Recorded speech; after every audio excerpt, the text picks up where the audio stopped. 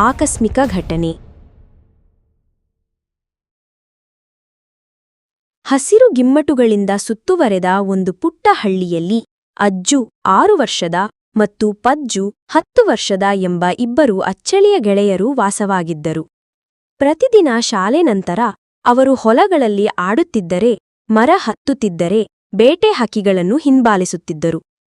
ಒಂದು ಬಿಸಿಲಿನ ಬೇಸಿಗೆ ದಿನ ಅವರು ಹಳ್ಳಿಯ ಹಳೆಯ ತೊಟ್ಟಿಲ ಬಳಿಯಲ್ಲಿ ಆಟವಾಡುತ್ತಿದ್ದರು. ತೊಟ್ಟಿಲು ಬಳಸದೇ ಬಿಟ್ಟಿದ್ದರಿಂದ ಅದರ ಮೇಲೆ ಎಲೆಗಳು ಬಿದ್ದಿದ್ದವು ಮತ್ತು ಸುತ್ತಲೂ ಹುಲ್ಲು ತುಂಬಿತ್ತು. ಆಟದ ಮಧ್ಯೆ ಪಜ್ಜು ಅಚಾನಕ್ ಎಲೆಗಳ ಮೇಲೆ ಕಾಲಿಟ್ಟು ತೊಟ್ಟಿಲನೊಳಗೆ ಬೀಳುತ್ತಾನೆ. ಅಜ್ಜು ಭಯದಿಂದ ಕೂಗುತ್ತಾನೆ. ಅವನ ಗೆಳೆಯ ನೆಲದೊಳಗೆ ಕಾಣೆಯಾಗಿ ಹೋಗಿದ್ದ.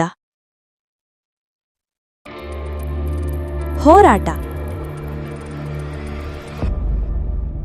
ಅಜ್ಜು ತೊಟ್ಟಿಲನೊಳಗೆ ನೋಡುತ್ತಾನೆ. ಅದು ತುಂಬಾ ಆಳವಾಗಿತ್ತು. ಪಜ್ಜು ಕೆಳಗೆ ಬಿದ್ದಿದ್ದ. ಗಾಯಗೊಂಡು ಅಳತಾ ಸಹಾಯಕ್ಕಾಗಿ ಕೂಗುತ್ತಿದ್ದ. ಅಜ್ಜು ಸುತ್ತಲೂ ನೋಡಿದ. ಯಾರೂ ಇಲ್ಲ. ಬಿಗಿ ಉಸಿರೆಳೆದ. ಊರಿಗೆ ಓಡೋಣ ಅಂದರೂ ತಡವಾದರೆ ಗೆಳೆಯನಿಗೆ ಏನಾದರೂ ಆಗಬಹುದು ಎಂದು ಭಯ. ಅವನ ಕಣ್ಣಿಗೆ ಬಿದ್ದಿದ್ದು ಹತ್ತಿರದ ಗಾಡಿಗೆ ಕಟ್ಟಿಹಾಕಿದ್ದ ಹಗ್ಗ. ಹಗ್ಗವನ್ನು ಕಡಿಯಿಂದ ತೆಗೆದು ಅದನ್ನು ಸಮೀಪದ ಮರಕ್ಕೆ ಬಿಗಿಯಾಗಿ ಕಟ್ಟಿದ.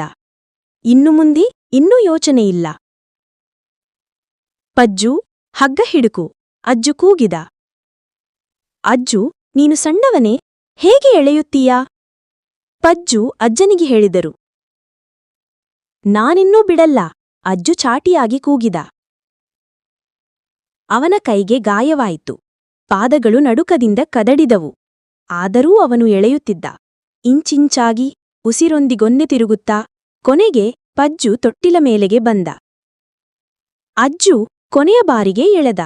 ಪಜ್ಜು ಬಾಯಲ್ಲಿ ಉಸಿರೆಳೆದು ಬಿದ್ದ. ಇಬ್ಬರೂ ನೆಲದ ಮೇಲೆ ಬಿದ್ದಿದ್ದರು, ಜೀವಂತ. ಅನುಮಾನ.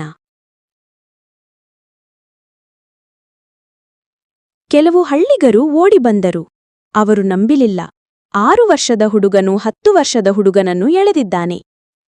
ಇದು ಸಾಧ್ಯವೇ? ಒಬ್ಬನು ಕೇಳಿದ. ಇದು ಅಸಾಧ್ಯ. ಅವನು ಹೇಗೆ ಮಾಡಬಹುದು? ಇನ್ನೊಬ್ಬನು ಹೇಳಿದರು. ಆಗ ಹಳೆಯವನೊಬ್ಬನು ಮುಂದೆ ಬಂದು ಹೇಳಿದರು. ನೀವು ತಪ್ಪಾಗಿ ಯೋಚಿಸುತ್ತಿದ್ದೀರಿ.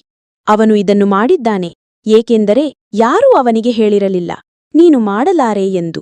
ಅವನ ಮನಸ್ಸು ಭಯ, ಅನುಮಾನ ಮತ್ತು ಮಿತಿಗಳಿಂದ ಮುಕ್ತವಾಗಿತ್ತು. ಪಾಠ. ನಾವು ಬಲವಂತರಲ್ಲ ಎಂದು ನಂಬುವುದರಿಂದ ನಾವು ಸೋಲುತ್ತೇವೆ. ನಿಜವಾದ ಶಕ್ತಿ ಎಂದರೆ ಯಾರು ಏನು ಹೇಳಿದರೂ ನಾನೇನು ಮಾಡಬಹುದು ಎಂಬ ನಂಬಿಕೆಯು.